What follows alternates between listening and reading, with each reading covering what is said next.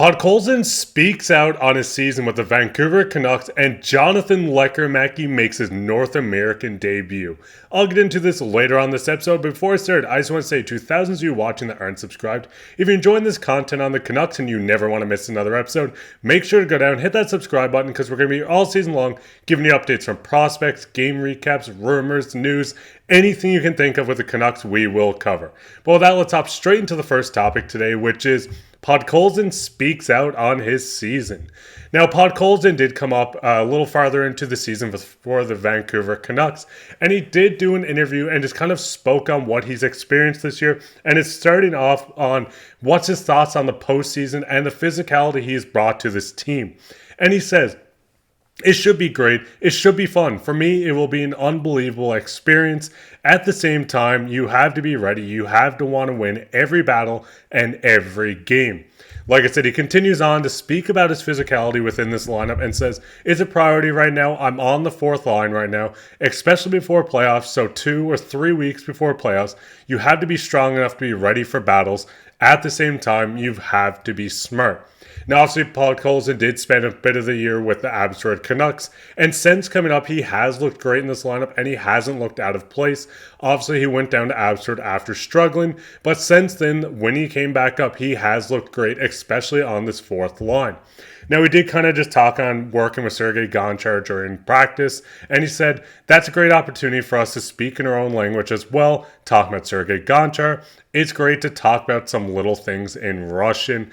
It's just great to see the Canucks having all these guys around, Henrik Sedin, Daniel Sedin, Gonchar, Foote. There's so many of these NHL legends within this organization that helps motivate these players, especially when you have so many Swedish players, you have Russians on this team, you have so many guys that are going to look up to players like this. It's just awesome for them to experience and have someone like this next to them to help them develop their game." Now, he does talk about how this year it feels so much different than last year's team. Right now, we're just working on some small details. Everybody can play hockey, everyone can play defense or offense, and just the little things will make the results for us. Like I said, last year's Canucks team was a bit of a disaster.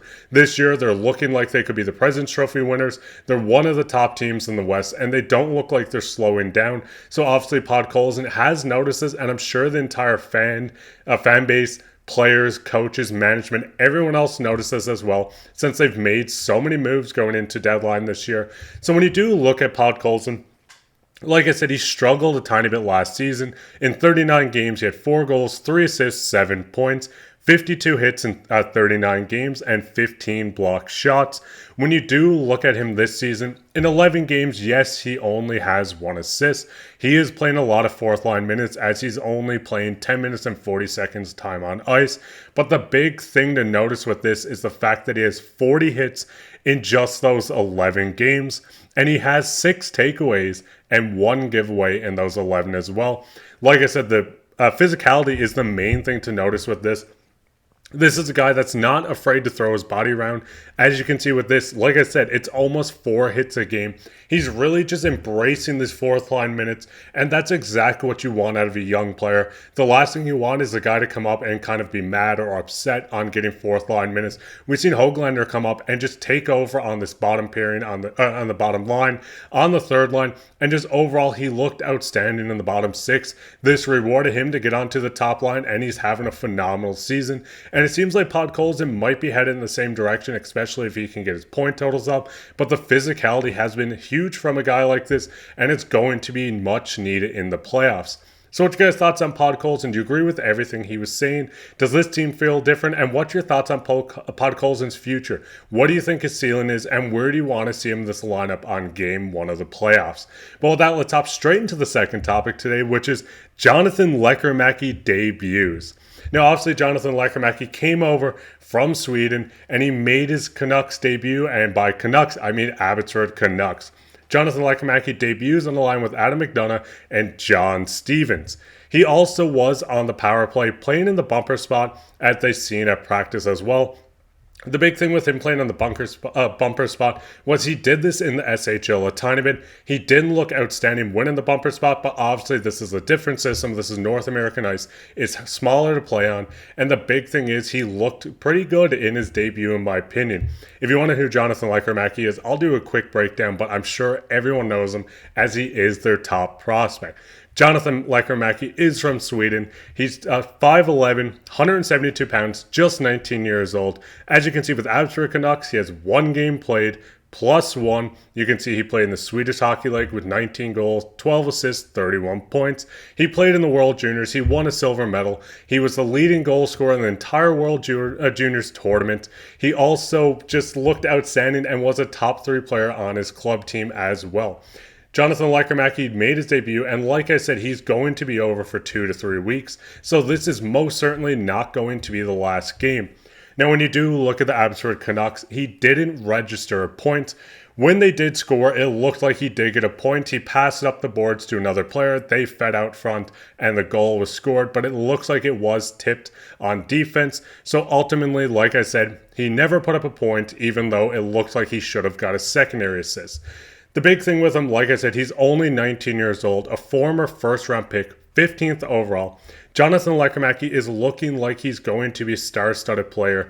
Yes, it is early to say. Yes, he is with Abbotsford Canucks right now. And yes, the big thing with this is we haven't seen him with the Vancouver Canucks. But this guy has done it all. World Juniors. He played in the SHL playoffs. He was one of the top players on his team at 19 years old. He won the silver medal. He's won numerous medals throughout his life.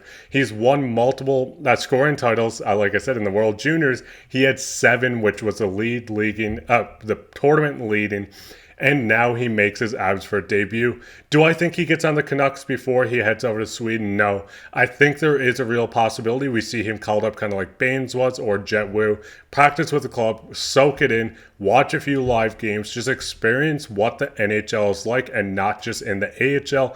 And then ultimately he's going to be back after the Sweden Championships, and he's going to look to make this Canucks roster or at least Abbotsford's roster next year. Maybe we see DPD kind of get into games as well, and we can see both guys that play in the Swedish League finally play at the same time in the AHL. So what are your guys' thoughts on Lekkerimäki? Did you watch Abbotsford's game today? How did you think he looked? Yes, he did have a bad turnover. Didn't result in a goal. Jet Wu won the game for him, so it was a good game. And like I said, he looked like he should have gotten assists on that goal as well. But what's your guys' thoughts on him? What do you think his potential is? What do you think his ceiling is? And where do you want to see him next year? Would you rather have another year in the AHL as development? Would you want him back up right straight up to the Canucks, I should say, if he's looking good in the AHL? Let me know down in the comments. And speaking of comments, let's get in everyone's favorite topic, which is comment of the day. And the comment of the day comes from Corey Gall. He says, Demko was placed on long-term injury reserves. Without Demko, the Canucks won't get beyond the first round in the playoffs. I've seen a lot of comments about this, and yes, I did kind of talk about it as well. With Demko put on LTIR, he can come back next Saturday. This was more of a thing where the Canucks put him on LTIR just to kind of free up the cap space, call a guy like Baines up, be able to work around the cap, especially with Lindholm kind of in a limbo right now. So it's nothing to worry about. It doesn't look like he has any setbacks, and it seems like he will most certainly be back for game 1 of the playoffs.